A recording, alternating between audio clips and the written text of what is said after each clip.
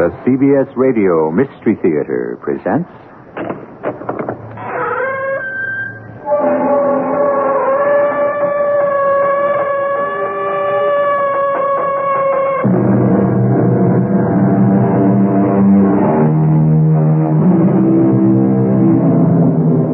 Come in. Welcome. I'm E.G. Marshall. How the poets like to talk about the disastrous intervention of the completely unexpected. A sudden gust of wind, a flash of light, the unforeseen, the accidental. We're playthings, puppets dancing in the wind. But although we pay the piper, do we really call the tune? You must pay those people, Paul. You must. Relax, baby. I have every intention of paying. Tomorrow. Do it tomorrow. Absolutely. I'm getting the money tonight. Come on, relax. It's only $9,000. No, it's 10. It was 9 last week.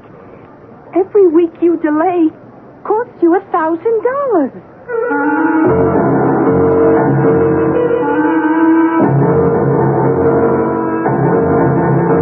Our mystery drama, Death is Blue, was written especially for the Mystery Theater by Sam Dan and stars Francis Sternhagen.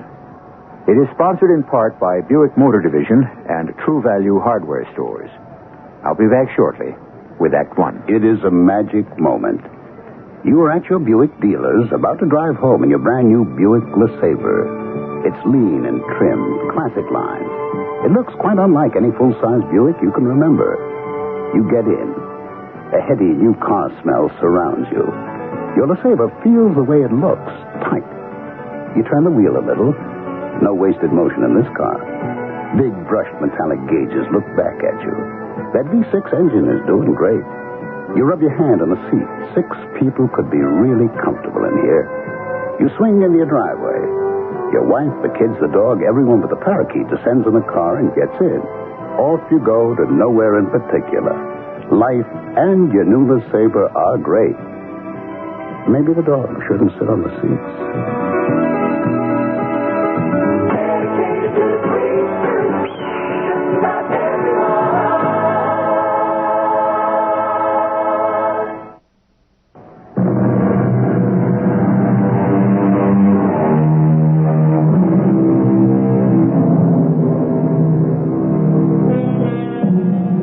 Those times when everything seems to go just perfectly, but it doesn't last long.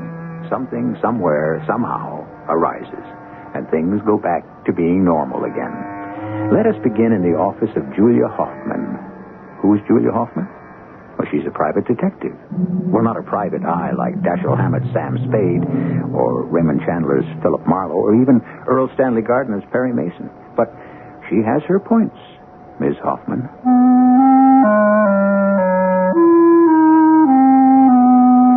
The gentleman's name was Edward Everett Bascom III, and he looked it. He was between 35 and 40, tall, rather handsome, in a somewhat dissipated way. A splendid physique was beginning to show the ravages of good food, strong drink, and easy living. He was extremely nervous and very much ill at ease. But those are the kind of people we get. May I inquire your fee? Of course. $150 a day. $150? Plus expenses. Well, isn't that rather high? You would pay an automobile mechanic or a plumber between $15 and $20 an hour. Which is more important, your kitchen sink, your car, or the problem you have brought into my office? I need your help.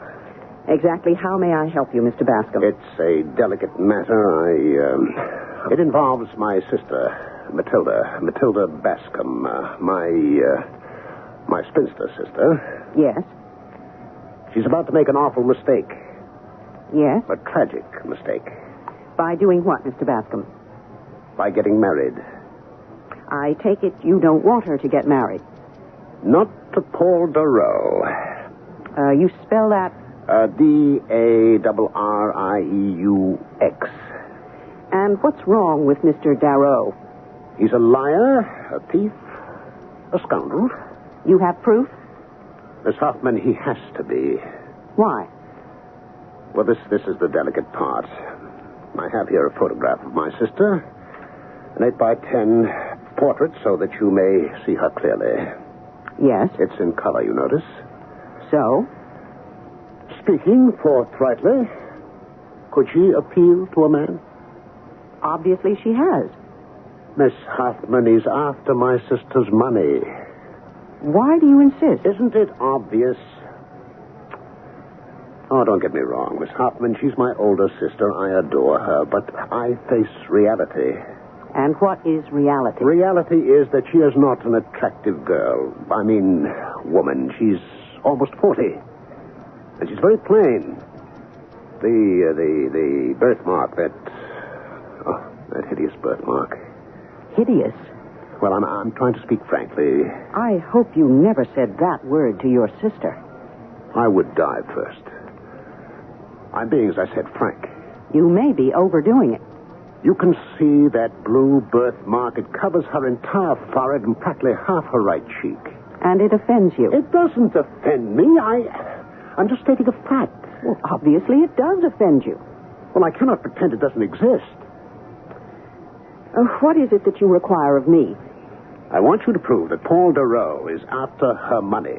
That Paul Darrow is either a criminal or possesses a criminal record. I want you to prove that to her. Mr. Bascom, how much money does she have? Each of us inherited $500,000 from our father. I see. Do you still have your $500,000? Is this question germane to our discussion? Do you? Well, no. I've had some reverses of a temporary nature. But she still has all of hers. Yes. Now, Miss Hoffman, I assure you I'm not thinking about the money. You're not? I love my sister. I want more than anything in this world to see her happily married, fulfilling her destiny as a woman. But I'm realistic. And therefore, I want you to get printed proof of the fact that Paul Darrow is or was a criminal. Do you have a picture of Mr. Darrow? Yes, he's given several to Matilda. I assume your sister lives with you. She does. And does Mr. Darrow ever visit your home? Much too often. Good. Then you may even be able to secure a fingerprint. Now then, why spend money to hire me when you can quite easily handle the entire affair yourself? Myself? Gather as much information as you can about Mr. Darrow. Go to the district attorney. Tell him you have reason to believe that your sister is about to be victimized by a suspected confidence operator. But His office will do all the work. I don't know the district attorney. I couldn't ask for a favor. Your taxes pay his salary. You're entitled to it. That's exactly how I'd go about it. Mr. Bascom, I'm trying to tell you that the district attorney and every other officer of the government is your paid servant. You need not hire intermediaries. It's more than that. Well, it's a matter of presenting the facts to Matilda. Presenting them? Well, why should that be a problem? Well, I thought a professional detective who is also a woman would have the proper tactful approach. In other words, since you are unable to behave like a brother, you want to hire me to act like a sister. Could you start immediately? She's so infatuated, she may decide to run away with him at any time. Every now and then, one just drops into your lap. This makes up for the ones that fall on your head. But it was so easy, so unbelievably simple. Let's see, Mr. Bascom came into my office with his problem at 9:30 in the morning. At 10:15, I was in the office of an assistant district attorney. At 10:16, he said to me, Julia, that's pretty Paul Darrow. What's he up to this time? he wants to get married. I bet she's rich. Rich enough. And ugly. No woman is really ugly, Tom. Just unfulfilled. You know, he's a specialist. In what? Separating women from their money. Is there a sheet on him? Oh, as long as your slender, lovely arm. At 11:15, I phoned Mr. Edward Everett Bascom. Yes, Miss Hoffman? I have the information you asked for. Proof? Proof of that man's criminal record? Yes, Mr. Bascom. Proof. So soon? When can you bring it to me? Anytime you say. Now. At 11:45, I was in the Bascom living room. I showed Mr. Bascom the dossier on Paul Darrow. He was overjoyed. He didn't even grimace when he wrote out my check. And then the door opened. She came into the room. She was tall like he was, well-built like he was. She resembled him so closely, it was obvious they were brother and sister. She had the kind of face which makes a man handsome and a woman plain. And, of course, the birthmark. It covered her forehead and most of her right cheek. It was a violent, angry, livid blue. You wanted to see me, Ed. Yes, Matilda. May I present Miss Julia Hoffman? How do you do? How do you do? Miss Hoffman is a detective. Oh, I do hope there's nothing wrong. A private detective. Oh, I see. Am I to assume that you hired her in my best interests? Well, yes, Matilda. Then would you excuse yourself and leave me alone with Miss Hoffman? Well, I'm sure you already know what she's come to tell me. Yes, but I would like to speak with Miss Hoffman privately. All right. Of course. In that envelope, Miss Hoffman, I'm sure you have proof that my fiancé has a criminal record. Then you know about it. Of course. He's been in jail once, 10 years ago. Sold a widow's stock in a non-existent corporation. He's been connected with several confidence schemes since. I'm aware of all of them. He claims to be a salesman, but in fact, he has no visible means of support. That's not true. His support is quite visible. It's me. Miss Bascom, I was hired to present you with certain facts. I have done so. I will leave these papers here. Thank you. But I intend to marry Paul Darrow in any event. Would you like to know why? Obviously, you're in love with him. Exactly. Now, you understand that. Why can't my brother? All your brother can see is a man who's out to steal your money. Oh, but that's true enough. Well, I don't object to it. Why not? Because he's going to give me my money's worth. Do you understand? Yes. I believe you really and truly do.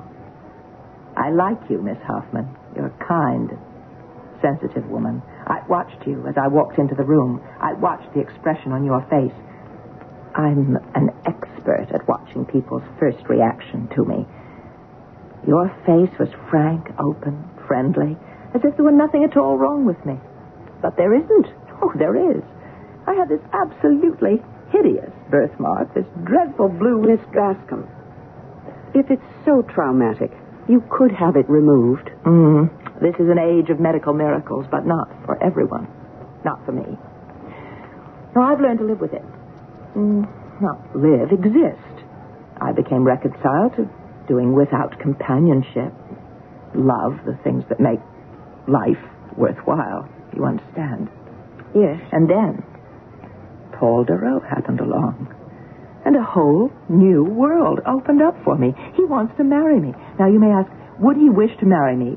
Would he even look at me if I were poor? And I answer, certainly not. A marriage without love. Oh, that's a platitude. That's a slogan. You can sympathize with my condition, but you cannot know how it feels to live inside my skin. I'm repulsive, Miss Hoffman, but I'm a woman and I want love. Even if you have to buy it. On any terms, Miss Hoffman. But love for you, Miss Hoffman, is the love of the poets and the philosophers and the dreamers. Love can come to you at any time, in any place, in any chance encounter. Love, for me, is whatever I can get, whenever and wherever I can get it. And besides... Besides? I have so much love to give. I've been hemmed in, shut off, repressed for so long that I will love him with all of my being, the way no one has ever loved him. And he may even fall in love with me. I wish you the very best, Miss Bascom. Well, no, I don't think that will happen. What will happen? He'll squander my money. And when it's gone, he'll leave me. And you still feel it's worth it? Oh, yes, oh, yes. May I ask you a favor? Of course. I have very few friends. Well, actually, none at all. And I was wondering, may I ask you to be the maid of honor at my wedding? Well, I'd pay you for your time. oh, now, please, Miss Bascom, please don't spoil it. You're all invited to the wedding. Who knows what kind of wedding this could turn out to be? Certainly, you must admit it differs from most weddings, since both parties are entering upon this matrimonial venture with their eyes wide open. All we know about the bridegroom so far is that he specializes in separating women from their money. One way or another, this may turn out to be a very short marriage. I shall return in a few moments with Act 2.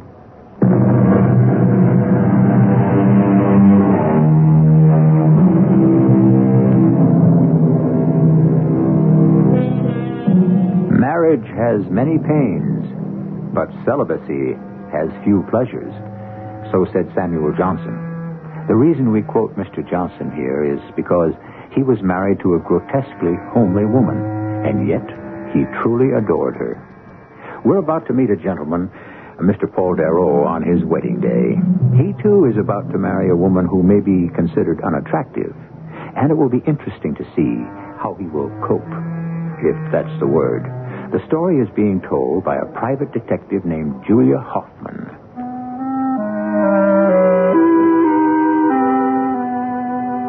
And so they were married.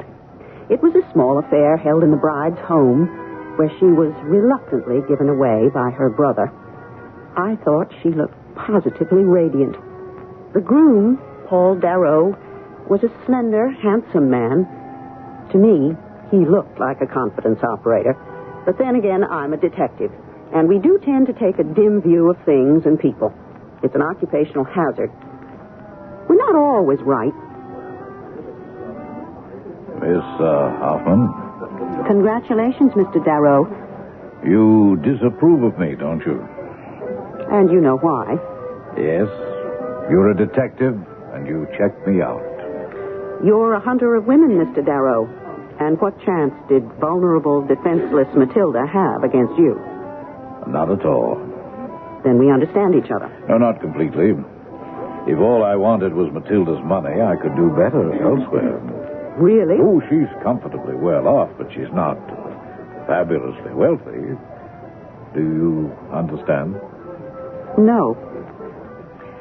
At first, it was all a play for her money. But then... Let me finish. You gazed into her eyes. An emotion you never knew before took possession of your heart, your mind, your soul.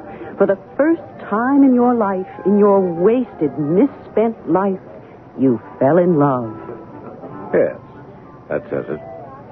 I'm disappointed. I would imagine you'd have a better line than that. The truth of the matter is I don't. What you just said, the old tired, for the first time, my darling, I know love, true love, that old chestnut. That's the way it is. What are you trying to tell me, Mr. Darrow? That I'm in love with her. Oh, yes, it defies logic and all understanding. But I am in love with her. Are you telling me, Mr. Darrow, that the leopard has changed his spots? I have been redeemed by Matilda Bascom. Is that a fact? Oh, you're a most charming and attractive woman, Miss Hoffman, but you're a cop. And you have the mentality of a cop. The cynical, suspicious, skeptical attitude of a cop. Once a thief, always a thief. That is your motto, isn't it? Well, it may sound hard and even unfair, but unfortunately it's supported by the record. Oh, there you are. Oh, I hope you two get to know each other, like each other. Julia, isn't he wonderful? Well, he certainly fills me with wonder. A detective, by the very nature of the job, sees people at their worst. And after a while, begins to suspect the worst in everybody. Why? Why couldn't I give Paul Darrow the benefit of the doubt? At least I should be grateful to him. Right or wrong, I was becoming cynical, suspicious, skeptical. It certainly was doing nothing to improve me as a human being. Paul and Matilda Darrow went off to live in a house at North Beach. Matilda kept inviting me out there. But one thing and another kept coming up.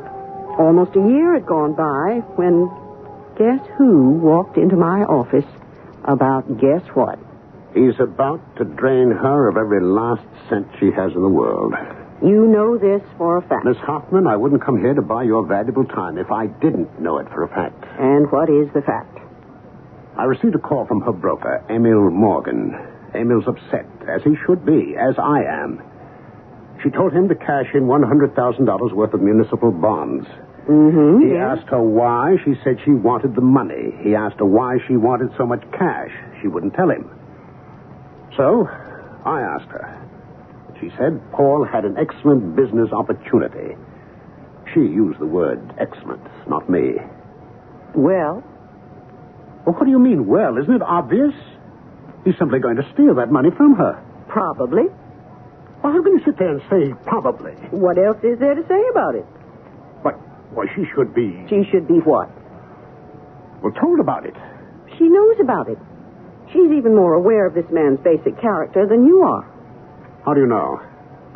She told me. She told me, too. Then let's face reality, Mr. Bascom. She has taken a flyer in romance. She knows she's buying worthless stock. She knows she's buying the glitter and not the gold. But she's getting a terrific dividend of happiness while it lasts. Oh, that's nonsense. I can see her point. Well, not necessarily agree with it, but see it and understand Well, it. just because you're a woman, Miss Hoffman, don't think you have a monopoly when it comes to understanding a woman's emotions. Mr. Bascom, why is this a matter for a private detective? What can I tell Matilda about her husband that she doesn't already know? You can tell her that he's got another woman. Does he? He must. Can you state that as a fact? Absolutely. Well, who is she? I don't know who she is. I only know she exists. How do you know? She has to. He has to have another woman. But you have no evidence. Evidence. All right. That's why I've come to you. Why are you so sure? Because I know the Paul Darrows of this world. I know them very well. It's quite possible that Paul Darrow was truly in love with my sister. You admit it. That was a year ago, but by now he is tired of her. It has nothing to do with her disfigurement, that awful blue birthmark. Even if she were Miss America, she'd begin to bore him. So find out who the other woman is. Get me the evidence.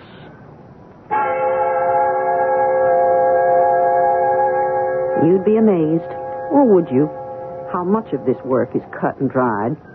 Get me the evidence. How? As they say in the movies, put a tail on Paul Darrow.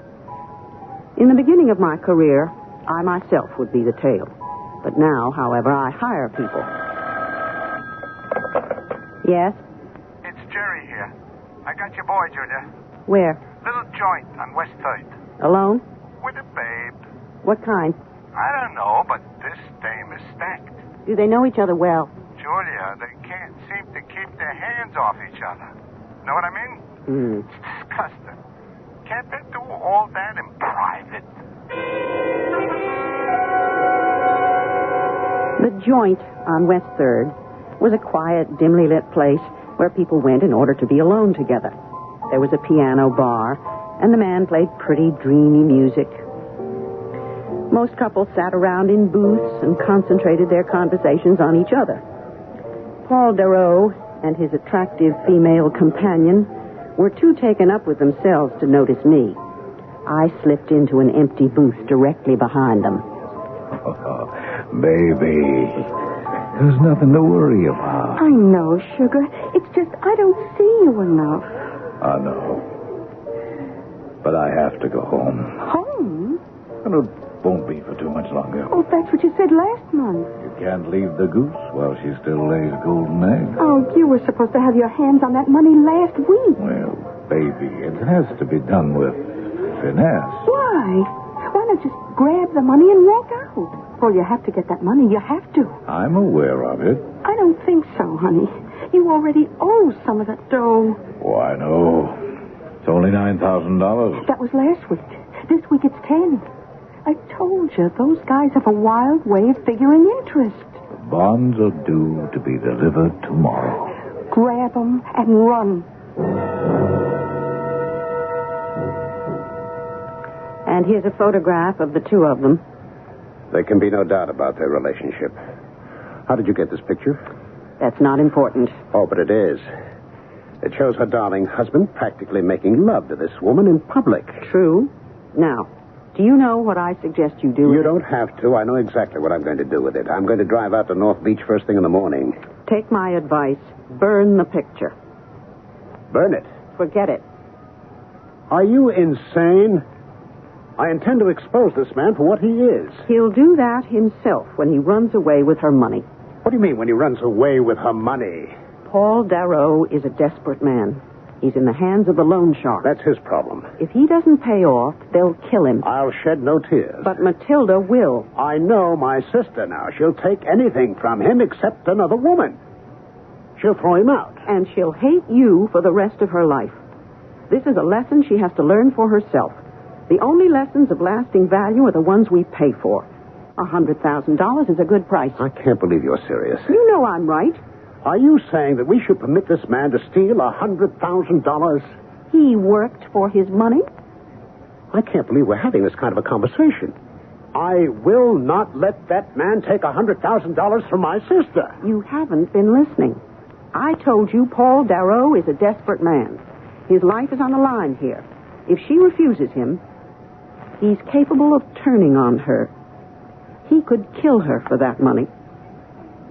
What are you saying? Believe me, Mr. Bascom. I know your every instinct rebels against it, but don't interfere. Don't risk her life. Pay the price, and you're both out of it. Pay the price. Suddenly, we're able to place a figure on the value of a human life. And the advice is practical. But can Edward Everett Bascom take it? It certainly goes against the grain to permit a swindle.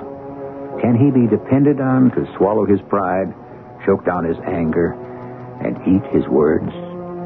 I don't know. I shall return shortly with Act 3.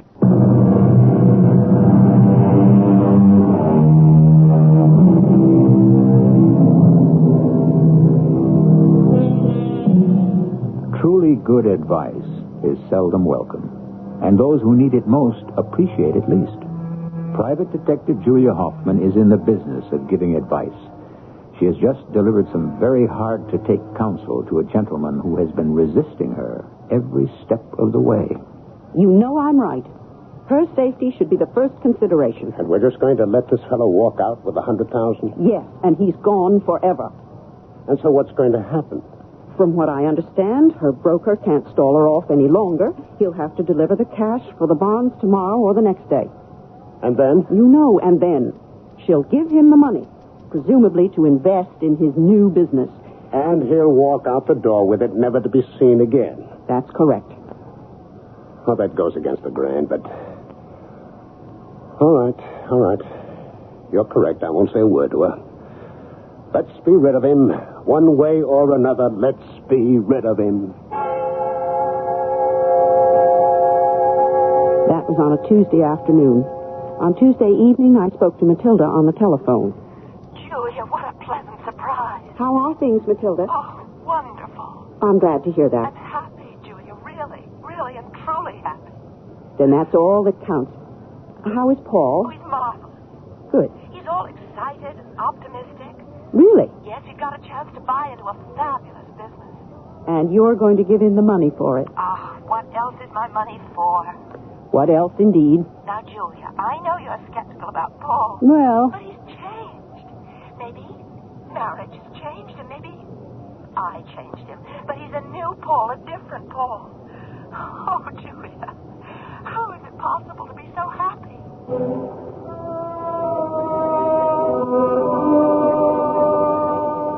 I never spoke to her again. 5 days later, I was called in to see the district attorney. You knew Matilda DeRoe, didn't you? Knew Matilda? She's dead.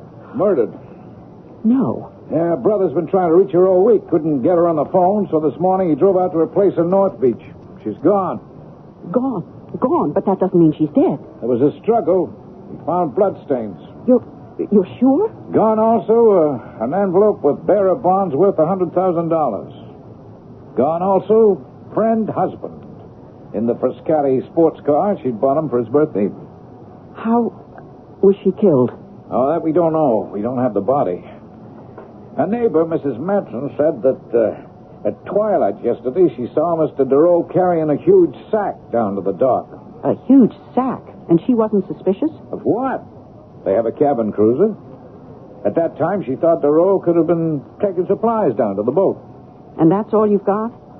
Well, this Mrs. Matson heard the boat go out. About an hour later, she heard it come back. She saw DeRoe hurrying toward the house. She called out a greeting, but he just disregarded her. He seemed very nervous. He didn't have the sack? No, what we can assume is he weighted it down, took it out a ways, and dropped it overboard, where it can never be found. It sounds right. Of course. That's what we have to assume.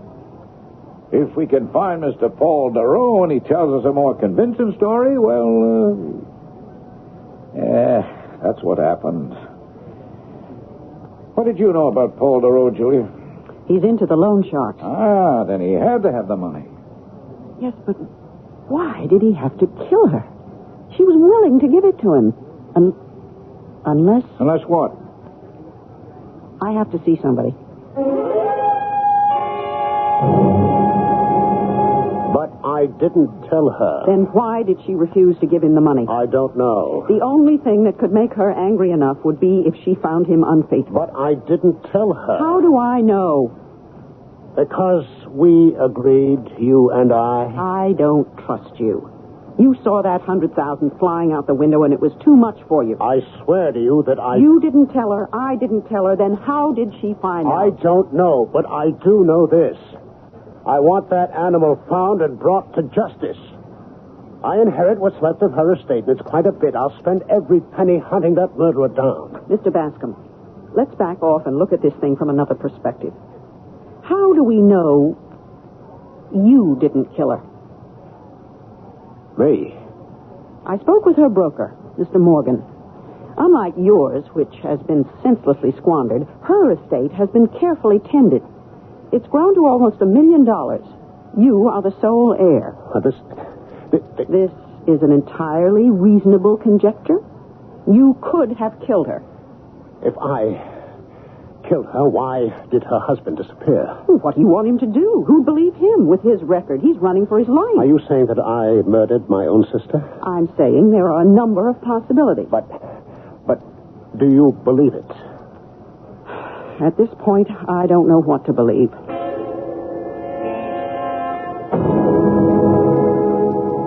Can you tell me, Mrs. Matson... What's it feel like to be a woman detective? When was the last time you saw Matilda DeRoe alive? That's what I always wanted to be. But in my day, we didn't have this here. Women's lib. I seen her alive must have been 5 days ago. 5 days ago. You get to use a gun. Or are you one of them brainy ones? You see, their house is separated from ours by them hedges, but when I'm sitting upstairs in my sewing room, I can see over to their property. They like to walk down across the lawn a lot to their dock, especially her. But you say you haven't seen her in 5 days. When was the last time you saw him? Right up to the other morning. The morning her brother come on out and called the police. She was last seen on Friday night. Had Mr. DeRoe been here all week? Oh, yeah. He'd been keeping more or less to himself. He'd come out every afternoon, take a quick walk down to the dock. It's been raining all week, hasn't it? A little rain wouldn't stop him. Thank you, Mrs. Matson. Have you uncovered something? Not yet.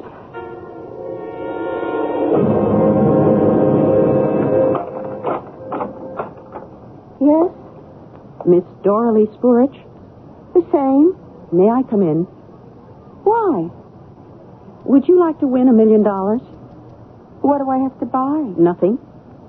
Who do I have to kill? No one. Come on, then. Let's hear your line, anyhow. So, how do I win $1 million? First, tell me, what's $1 million worth? No, you have to do the talking. Is it worth your life? Oh, sure. Then I offer you the equivalent of $1 million. What's this? Where's Paul Darrow? Who? No, we can't waste time. No, you look here. You look here. Who? I don't know what you're talking about. All these things waste time. Look at this picture. At every detail from every angle. Mr. Paul Darrow is wanted for the murder of his wife. If you conceal or withhold any information concerning Mr. Darrow, you become an accessory, and it can mean life imprisonment. But Austin... I haven't finished. On the other hand, since I have my own way of knowing that you really didn't assist Mr. Darrow in the actual murder, why do you even have to be brought into it? Who has to know that you and Mr. Darrow have been intimate? That's a lie. Is it? Really? And recently. Now, where is he?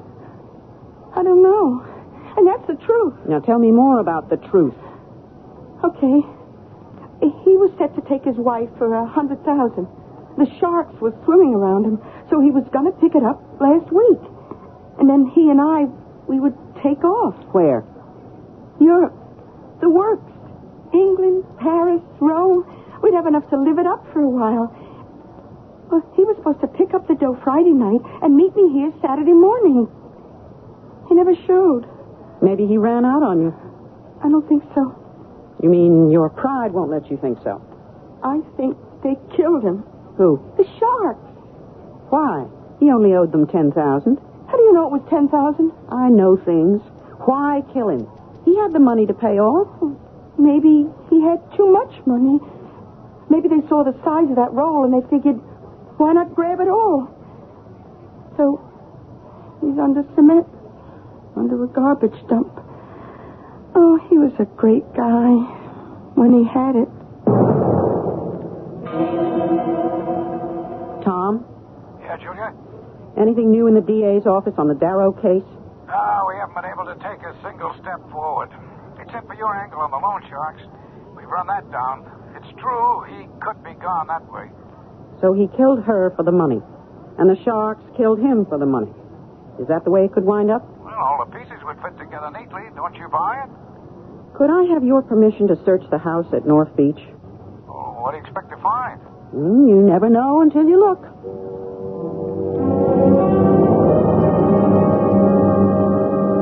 Hello there, Miss Hoffman.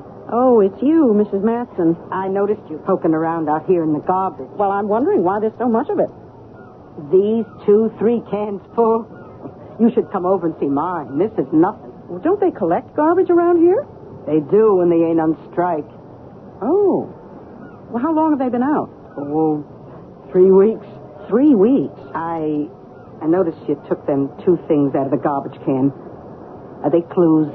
That handkerchief and that thing that looks like a little round plastic disc. Are they clues?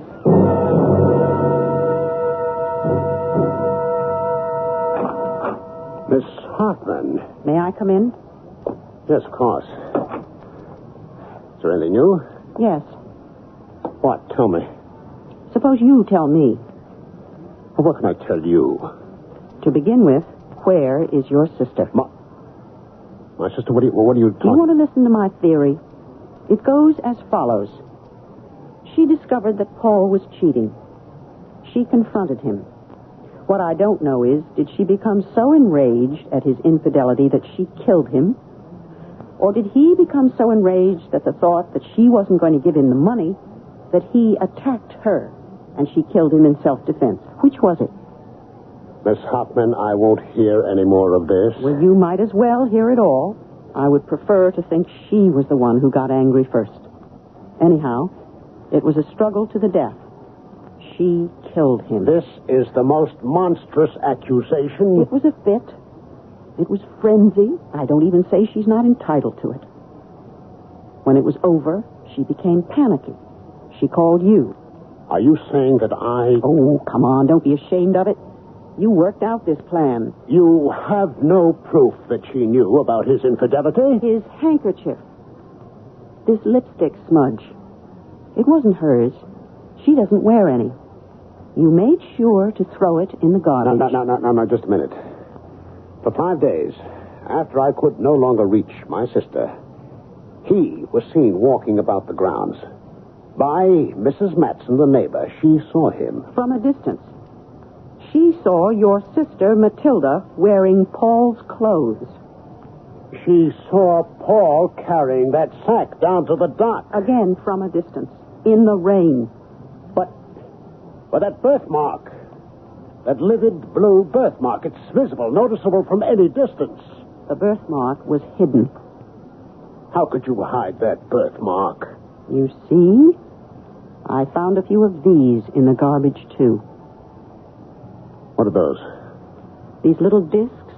You know what they are. You brought them to her. To help her. This is a little container of that hypoallergenic theatrical makeup. Light flesh color. That's how she covered the birthmark. Mrs. Matson, seeing what she thought was the figure of a man, naturally assumed what you wanted her to assume, that it was Paul Darrow. That Paul Darrow was the one who was alive. You can't prove any of this. What are you going to do with that handkerchief, that little disc? I thought about that. It was thrown in the garbage. Ordinarily, it should never have been found. But there was a strike. Now, if I get rid of it, could I be accused of destroying evidence? What evidence? The police were all through the garbage. If it was considered evidence, they would have picked it up, wouldn't they? Well, it's your sister's garbage, still one of her possessions. Since you inherit her estate, I leave it with you. Miss Hoffman, Maybe what I just said has absolutely no basis in fact. I do know that the police are content with matters as they stand. If my theory is correct, you will have to spend the rest of your life caring for, protecting your sister. Assuming she's alive. At any rate, I have no official standing. I see no purpose in pursuing the matter further. Miss Hoffman, I want to say that... No, Mr. Bascom. Neither you nor I must ever say another word.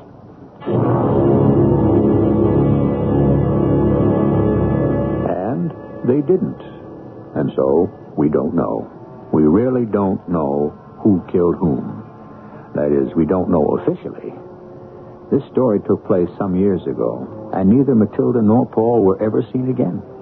The official version is that Paul killed her, and the mob killed Paul. The mob. It really does come in handy sometimes, doesn't it? I'll be back in just a few minutes.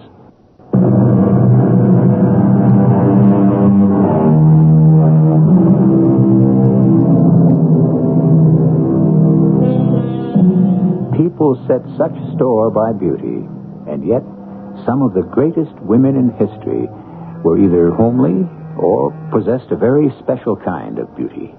Joan of Arc was a scrawny, half-starved peasant.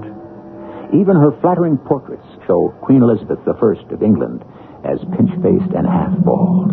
Helen of Troy, by today's standards, she'd be rather fat. So it goes. Our cast included Frances Sternhagen, Marion Seldes, Bryna Rayburn, Ralph Bell, and Ian Martin. The entire production was under the direction of Hyman Brown. Radio Mystery Theater was sponsored in part by True Value Hardware Stores and Buick Motor Division. This is E.G. Marshall inviting you to return to our Mystery Theater for another adventure in the macabre. Until next time, pleasant dreams.